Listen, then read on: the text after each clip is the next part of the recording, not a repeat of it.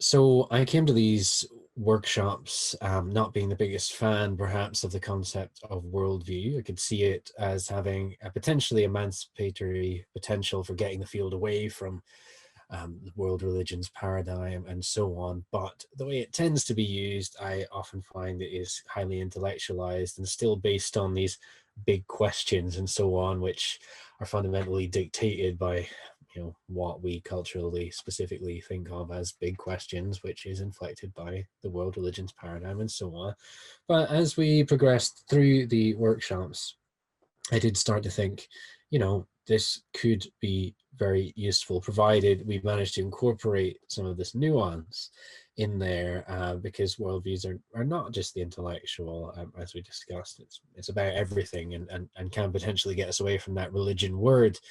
Now, where we had a big sticking point, of course, is how our teachers going to be able to use this in the RE classroom. Once you explode the category of religion and go, no, we're looking at this much more capacious notion of worldview, what can people do with that?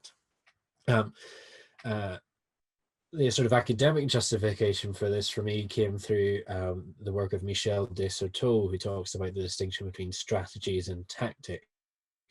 And I find myself starting to think about worldviews in this way, whereas you maybe have institutionalized worldviews, such as religions, which are kind of they're the strategic articulations of things, much like a manager of a sports team might have, in terms of their top down, they have authority and they're setting the rules and setting the state of play. But then tactics are what people use on the ground, because when you're out there on the sports field playing the game, you don't have that top-down panoptical vision. You don't have that power. You're having to react and work with things and shape things as you go about.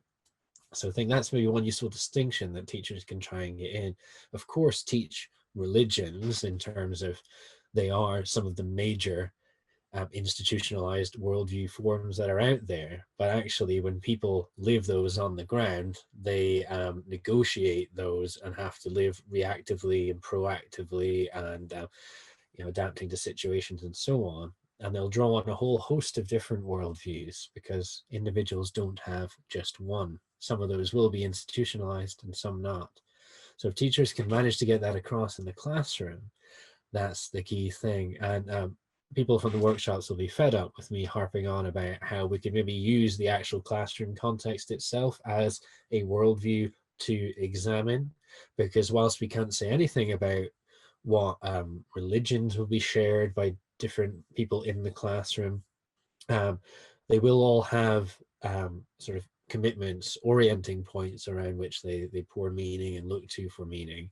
And one of those points is the classroom, where there are certain norms of conduct, certain ways to behave, certain expected outcomes, all within an education system designed in a certain way to produce certain kinds of individuals and so on. So perhaps as part of this, of course, teachers are going to have to single out certain strands to look at, because they've got very limited time, particularly in the RE classroom. But perhaps they can look at the shared space and the sort of shared norms that of conversation and of practice within that RE classroom, and look to those as like, this is an example of a worldview that we are all being socialized into.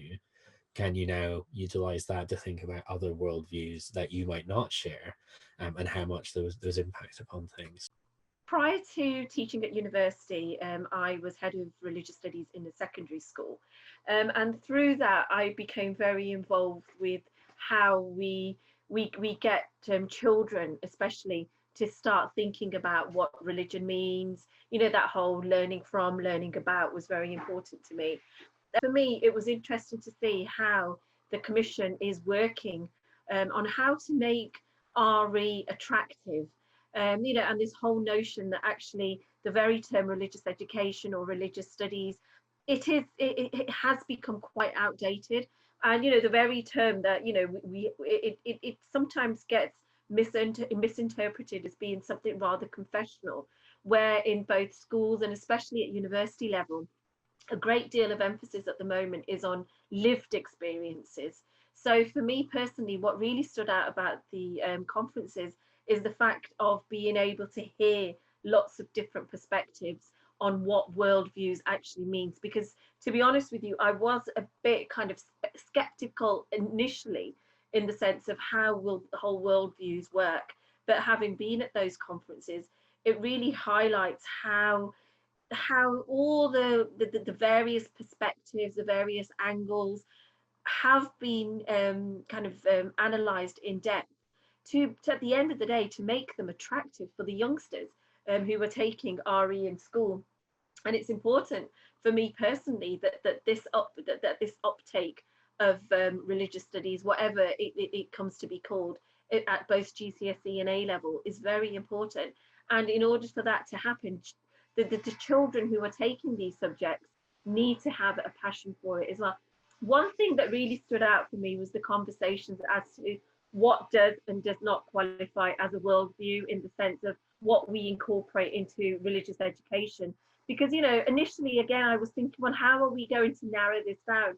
So for example, are there certain worldviews which are totally, have absolutely nothing to do with the belief system, etc. So how are we actually going to incorporate them into what we teach about, in what used to be known, or still is known, as religious studies? So for me, it was very important that some element of distinction needed to be retained, and having these conversations on the various um, conferences really kind of enable me to come away and understand it in a lot more depth than, than the kind of hearsay and presumptions that I had come across when kind of discussing this with various people. So I do see this new dimension as being very promising, in the sense that, if we really want to incorporate lived experience into worldviews, then it is very important that it's not just about the confessional side of it. So that, say for example, in terms of worldviews, being able to, really appreciate how, not every person within a faith believes or behaves the same, but this is about acknowledging diversity which takes place as well, so that, children, especially in the classroom, may feel that, this is something that maybe they can contribute to, but contribute in a confident way, because we're not just looking at this internal vision, we are having a look at all the different strands to identity, worldviews, what one is taught at home, and how children can start looking at all of that from a critical, analytical perspective as well, which I think many children will enjoy. And that has been one of the concerns, from the children that I've talked to, is that, they're just told, Jews do this, Sikhs do this, Hindus do this, but they want a bit more, in the sense of, well, why do they do it, and does everybody do it? So again, this emphasis of, let's try and move away from the stereotypes as well, sometimes, that we associate with faiths as well. So the whole worldviews emphasis, I believe it's very current, it's very needed, and it's a great way to be able to address this challenge that we're facing, right through from school level to college level to university level. And it has to change, it has to move with the times, and we have to make our discipline, whatever it gets called in the end, we have to make it fit for the 21st century.